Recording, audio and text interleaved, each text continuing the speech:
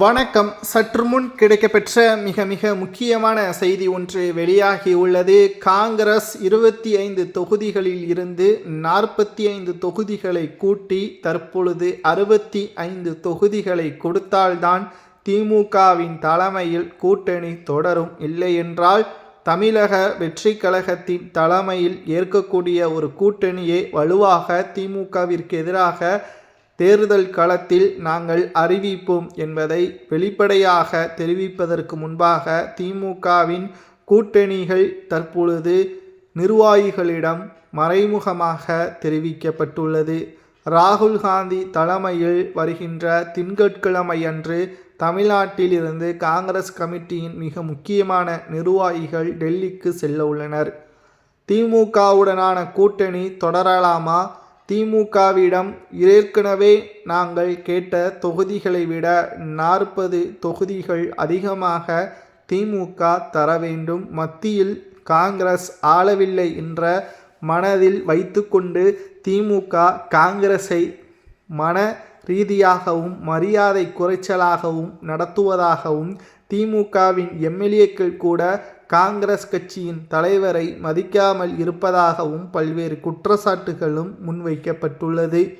இதனால் திமுகவின் கூட்டணியில் இருப்பதை விட தமிழக வெற்றி கழகத்தின் தலைமையிலான கூட்டணிக்கே சென்றுவிடலாம் என்ற முடிவிற்கு காங்கிரஸ் வந்துவிட்டதாக தகவல்களும் தற்பொழுது வெளியாகியுள்ளது. 25+40 65 தொகுதிகளை ஸ்டாலின் கொடுப்பதற்கு வாய்ப்பே இல்லை என்ற தகவலும் கிடைக்கப்பெற்றுள்ளது. திமுக கொடுக்க முடியாத தொகுதிகளை காங்கிரஸ் கேட்டால்தான் திமுக காங்கிரஸ் கூட்டணியிலிருந்து வேண்டாம் என்று அறிவிக்க முடியும் என்பதை ஸ்ட்ராட்டஜியாக காங்கிரஸ் பயன்படுத்துகிறதா என்றும் அரசியல் வட்டாரங்களில் கூறப்படுகிறது. ஒன்றை மட்டும் நாம் நினைவில் வைத்து கொள்ள வேண்டும்.